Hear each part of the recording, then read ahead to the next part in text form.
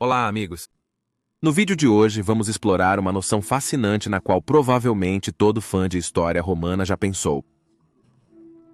Roma poderia ter se industrializado? E se sim, como seria um império romano industrializado e como o mundo seria hoje nessa alternativa realidade? Onde seria o ponto de ramificação para esse fascinante cenário de e se? Bem, queridos amigos do Império Romano, vamos explorar essa ideia fascinante juntos. Se você tivesse me perguntado há 20 anos, quando minha fascinação, ou mais corretamente obsessão pela República Romana Antiga começou, se o Império Romano poderia ter se industrializado, minha resposta teria sido um sim retumbante. Afinal, Roma não era uma sociedade tecnologicamente muito avançada? No último vídeo, cujo link está na descrição, exploramos as tecnologias romanas mais avançadas e vimos que em alguns aspectos, como por exemplo no caso do concreto romano, eles estavam tão à frente do seu tempo que até os copiamos hoje ao tentar otimizar nosso próprio concreto moderno. Então, se me tivesse perguntado 10 anos depois se Roma poderia se industrializar, a resposta seria completamente diferente. Roma não teria se apoiado no trabalho escravo para realizar algumas de suas conquistas mais audaciosas? Centenas de escravos não trabalharam em pedreiras para esculpir gigantescos pedaços de pedra para a construção do Panteão de Adriano em Roma. Inúmeros escravos não trabalharam nas minas de ouro e prata romanas para obter os metais preciosos para a moeda romana? Não foram inúmeros escravos que trabalharam para construir o Coliseu Romano, o gigante Amphitheatrum Flavium? Não seria muito mais difícil alcançar uma revolução industrial no Império Romano por causa da abundância de mão de obra escrava barata em massa, que tornaria desnecessária a invenção de grandes máquinas? Essa era então a minha visão há 10 anos atrás, de que Roma não via necessidade de se industrializar. Não, que até mesmo era desencorajada pelas autoridades romanas devido à mencionada abundância em massa de mão de obra humana barata. Enquanto isso, tendo tido mais 10 anos para pensar sobre isso, cheguei a uma conclusão mais equilibrada. No último vídeo, falamos, por exemplo, sobre a primeira fábrica de produção de farinha em tamanho industrial, que na verdade é o primeiro complexo industrial da humanidade em Barbegal, perto de Arelate. Lá, os engenheiros romanos construíram o que pode ser chamado de uma mega fábrica antiga, que utilizava energia hidráulica para produzir 4,5 toneladas métricas de farinha todos os dias para os cidadãos da cidade vizinha de Arelate. Mas existem muitos outros exemplos onde podemos ver que o trabalho escravo não era a resposta para todos os problemas do Império Romano e que realmente havia a necessidade de construir máquinas grandes e complexas e até mesmo fábricas de certa forma. Outros exemplos são as gigantes rodas d'água romanas que foram encontradas em muitos mosaicos, mostrando que os romanos estavam usando a energia da água em uma escala anteriormente inimaginável. Claro, os romanos estavam especialmente interessados em maquinário complexo para uso na guerra. Máquinas de cerco, balistas gigantes e outras maquinarias davam a AOS romanos uma vantagem tática sobre seus adversários e garantiam a supremacia tecnológica sobre os inimigos do império. E se você quer aprender mais sobre a história romana, mas não tem tempo para ler livros longos e pesados, então temos a solução perfeita para você. Com o Blinkist, compreenda rapidamente as ideias poderosas de livros de não-ficção. O aplicativo extrai os principais pontos de livros longos e os transforma em explicadores de texto e áudio de 15 minutos chamados Blinks.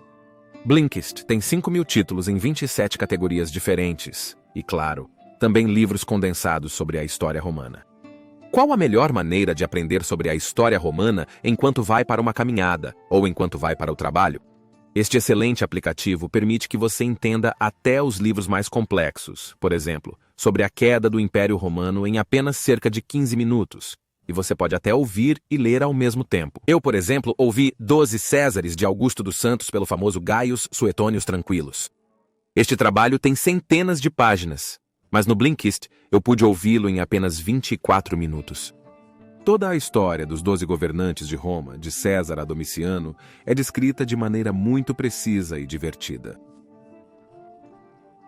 Nunca antes aprender sobre história foi tão rápido, eficiente e divertido. Você ganhará uma avaliação gratuita de 7 dias e 25% de desconto na assinatura Premium ao assinar o Blinkist pelo nosso link especial na descrição do vídeo.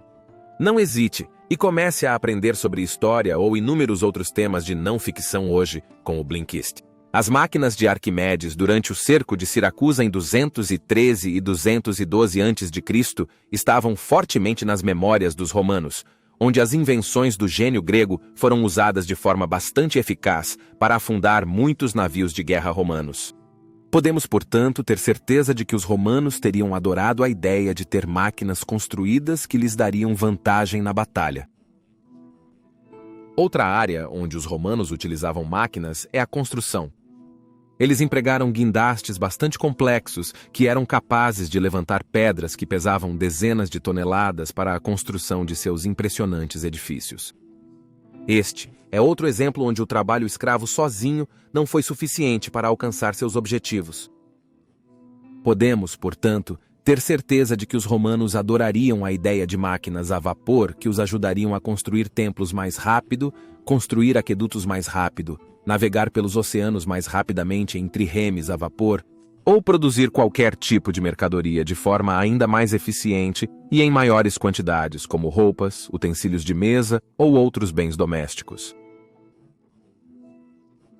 Em nossa linha do tempo, isso não aconteceu.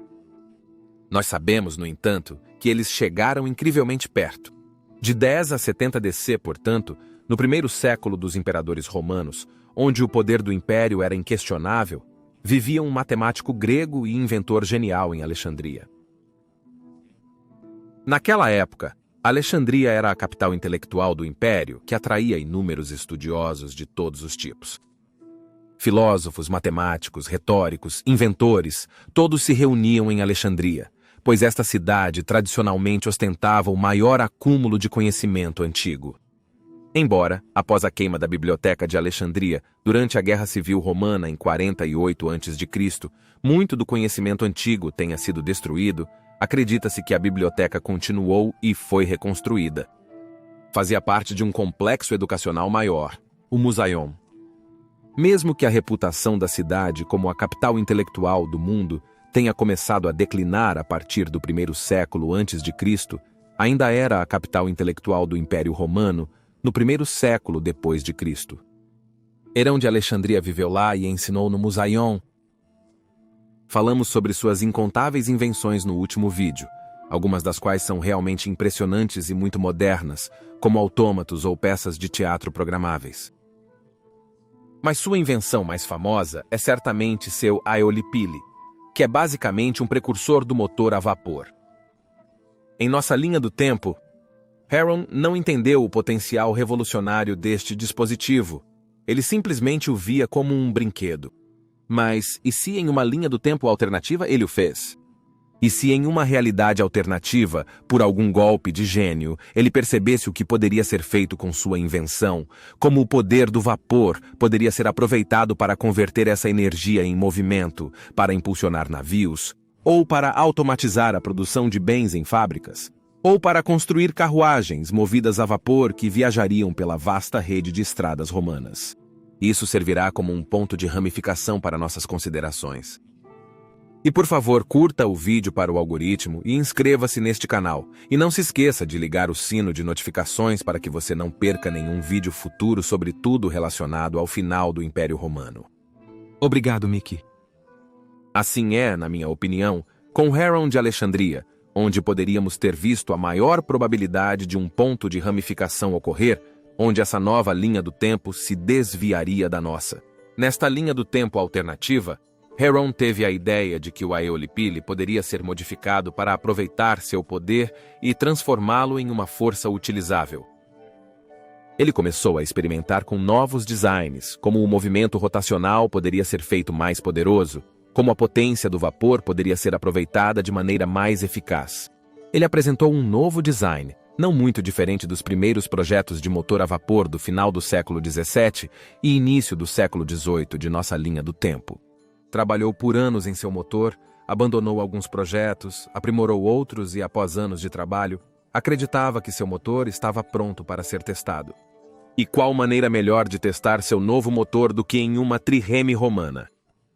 Ajudado por seus alunos no Musaion e alguns escravos, instalou o primeiro motor a vapor em uma trireme no ano 60 depois de Cristo. As primeiras tentativas foram modestas, mas as seguintes foram cada vez mais bem-sucedidas. Em 60 segundos após Cristo, a primeira trireme a vapor foi concluída. Carvão estava sendo queimado a bordo. O calor resultante faria o vapor em um recipiente se expandir. Esse vapor passaria rápido por condutos estreitos, movimentando as grandes rodas d'água, que impulsionariam o navio. Histórias sobre sua invenção rapidamente alcançaram Roma e outras cidades do Império. Em breve, a marinha romana perceberia isso e começaria a equipar mais navios com propulsão a vapor. Essa nova marinha romana teria uma vantagem tecnológica suprema sobre outros navios daquela época, tornando o Império Romano ainda mais uma superpotência naval. Em outras partes do Império, novos inventores surgiriam, copiando as obras do lendário Hieron de Alexandria, que a essa altura já era famoso em todo o Império. As primeiras carruagens movidas a vapor começaram a ser construídas. Agora, os produtos poderiam ser transportados pela rede de estradas romanas mais rápido do que nunca, levando a um aumento no comércio e, portanto, na riqueza. Inventores e empreendedores por todo o Império agora tentariam construir novas invenções. Uma verdadeira era de inovação começou, apoiada por essa nova economia mais eficiente. A mineração de carvão tornou-se ainda mais importante, com enormes quantidades de carvão sendo extraídas nas minas do Império e levadas para as grandes cidades. As primeiras fábricas foram construídas nas cidades para aumentar a produção de bens manufaturados. Agora, podíamos ver chaminés surgindo nas cidades do Império a partir do século II d.C. Templos e arquitetura romanos ao primeiro plano, com um pano de fundo de indústria, agora seriam uma visão não tão incomum nas maiores cidades do Império Romano. Hieron, que agora estava morto, havia espalhado seu conhecimento para seus discípulos no Musaion. Alguns deles começaram a experimentar suas próprias ideias e invenções, baseadas no trabalho anterior de Hieron. Com viagens mais rápidas pelo Império, ideias se espalhavam muito mais rápido. Nesta linha do tempo, devido à supremacia tecnológica do Império, as tribos germânicas teriam muito mais dificuldade em assediar as fronteiras do Império. Novas máquinas militares movidas a vapor seriam empregadas, dando ao Império a capacidade de defender suas fronteiras de maneira mais eficaz. Além disso, a economia florescente permitiria uma receita tributária maior e uma moeda mais estável. Portanto, nesta linha do tempo, uma desvalorização da moeda não ocorreria como ocorreu na nossa. Por volta de 200 d.C., os primeiros experimentos com eletricidade começariam. Na oficina de Lúcius Cornélius Abiatus, dizia-se que se podia presenciar fenômenos estranhos, onde ele impressionava os espectadores com demonstrações regulares de seu novo poder elétrico, o poder do elétron, como ele chamava. A primeira lâmpada de elétron foi construída por ele em 214 d.C. No meio do século III, veríamos as primeiras instalações de luz de elétron em Roma e mais tarde em outras cidades do Império. Uma maravilha da tecnologia romana, Roma agora seria iluminada mesmo à noite. Mas qual impacto isso teria na tradicional religião greco-romana? Novos cultos surgiriam que adorariam os deuses do elétron. Surgiria um novo culto de adoradores de tecnologia? Podemos apenas especular, mas também pode ser que os antigos deuses continuariam a ser adorados. A energia para as iluminações seria fornecida por usinas termoelétricas a carvão. Claro, isso teria um impacto na atmosfera e a poluição do ar começaria a se tornar um problema. A rede de estradas começaria a ser construída, permitindo uma viagem mais rápida, mas agora as redes ferroviárias começariam a ser desenvolvidas, com locomotivas a vapor, impulsionando os trens como em nossa linha do tempo. Os primeiros sistemas de telégrafo seriam inventados, permitindo uma disseminação muito mais rápida de informações e, consequentemente, de ideias. Possibilitado por esse aumento nos desenvolvimentos tecnológicos, outros campos também experimentariam avanços. A medicina avançaria enormemente, elevando a expectativa de vida dos romanos. Nesta linha do tempo, o reinado dos 5 bons imperadores seria muito mais longo do que o nosso, porque eles teriam uma saúde muito melhor. Portanto, a crise do terceiro século não aconteceria, e a Pax Romana duraria até bem no terceiro século depois de Cristo. Em um império romano tão avançado, o desenvolvimento da pólvora seria apenas uma questão de tempo, dando ao império ainda mais vantagem sobre as tribos germânicas vizinhas e também sobre os persas, permitindo que o império crescesse ainda mais com relativa facilidade. Nesta linha do tempo, poderíamos ter visto a estranha visão de legionários de pólvora ou legionários mosqueteiros. Como exatamente o mundo pareceria em 2022 d.C., se isso tivesse acontecido, é impossível saber. Mesmo pouco tempo depois das primeiras máquinas a vapor hipotéticas de Aaron, essa linha do tempo já poderia parecer muito diferente da nossa. Como tais avanços tecnológicos romanos afetariam o resto do mundo só pode ser especulado, e os problemas subjacentes da sociedade romana não seriam resolvidos automaticamente pelo progresso da tecnologia. O sistema de escravidão ainda seria extremamente injusto, a desigualdade ainda seria galopante e até cresceria com muitos novos empresários fazendo fortunas por causa dessas novas invenções. A corrupção ainda existiria. Gladiadores ainda morreriam nas arenas do império. Mas é concebível que os avanços tecnológicos também levariam a avanços sociais, como em nossa linha do tempo. Algum tipo de novo código moral poderia ter sido desenvolvido pelos pensadores do Império. Ideias como o iluminismo em nossa linha do tempo, que coincidiram com avanços tecnológicos, também poderiam ter acontecido de alguma forma nesta realidade alternativa. Apenas por isso o Império Romano poderia sobreviver. Teria que ser reformado em um nível fundamental. Um sistema de sucessão não resolvido, corrupção, trabalho escravo e extrema desigualdade contribuiriam grandemente para a queda do Império Romano em nossa linha do tempo. Assim, apenas se esses problemas fossem resolvidos, o Império poderia sobreviver. Movimentos democráticos poderiam ter ocorrido. Mas também poderíamos imaginar uma guerra civil, semelhante à Guerra Civil Americana, onde a questão do trabalho escravo levou a um choque de duas ideologias. Poderíamos ter visto algo similar no Império Romano.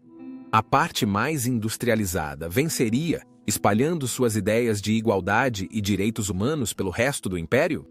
Até mesmo um império tecnologicamente superior entraria em colapso mais cedo ou mais tarde se as questões fundamentais não fossem resolvidas, e não entraria em colapso por ameaças externas, mas por constantes guerras civis. Mas é concebível que o Império Romano desta linha do tempo poderia ter desenvolvido ideias similares de direitos humanos básicos e igualdade, e até mesmo ter visto alguma forma de movimentos democráticos. Se isso tivesse acontecido, o Império Romano poderia ter sobrevivido, e então iria colonizar o novo mundo em seus navios a vapor, e poderia expandir suas fronteiras ainda mais.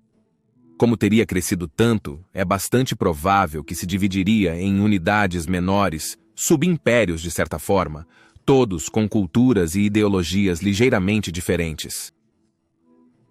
Mas um império ocidental poderia ter permanecido, ainda centrado em torno de Roma. 500 anos depois de Cristo, a cidade de Roma desta linha do tempo poderia ter se transformado em uma cidade praticamente irreconhecível, tecnologicamente muito avançada, apenas o antigo nível base lembrando AOS viajantes da antiga história da cidade, com novos mega-edifícios se destacando acima dos antigos templos, muitos dos quais certamente teriam sido demolidos para dar lugar a estruturas mais imponentes. Já em 1000 d.C., este mundo poderia estar muito à frente tecnologicamente em comparação com 2022 d.C. da nossa linha do tempo.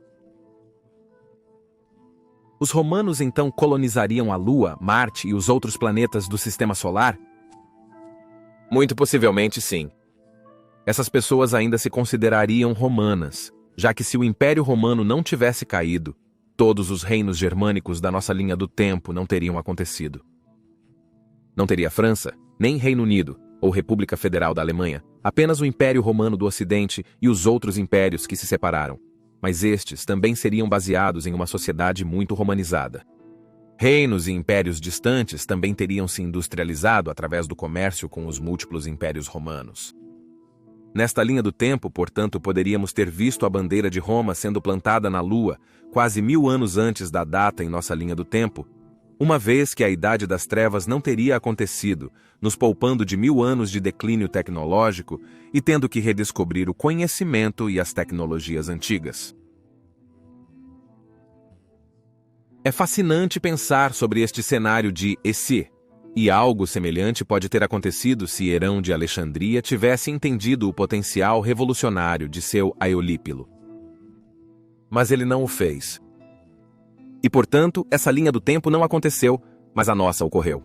Roma nunca se industrializou, e o Império Ocidental já havia caído 400 anos após a morte de Herão, e grande parte do conhecimento antigo, tecnologia e engenharia, foi perdida e teve que ser redescoberta, em um processo longo e brutal, onde a humanidade voltaria a um nível tecnológico semelhante ao da Idade do Bronze, e onde a humanidade teria que redescobrir até as invenções mais básicas. Na Britânia pós-romana, por exemplo, até mesmo a forma mais básica de produção de cerâmica foi esquecida, assim como a construção com concreto, ou casas com telhados de telha. Tudo teve que ser redescoberto em um processo longo e trabalhoso. Podemos apenas nos perguntar onde estaríamos agora se Herão tivesse compreendido o verdadeiro potencial de seu Aeolípilo. Obrigado por assistir a este vídeo, caros espectadores, e um agradecimento especial à AOS, nossos apoiadores na plataforma de financiamento de mecenas, e à AOS, nossos apoiadores por meio da associação ao YouTube. Vocês são incríveis e toda a equipe Majorianos está muito agradecida pelo seu apoio.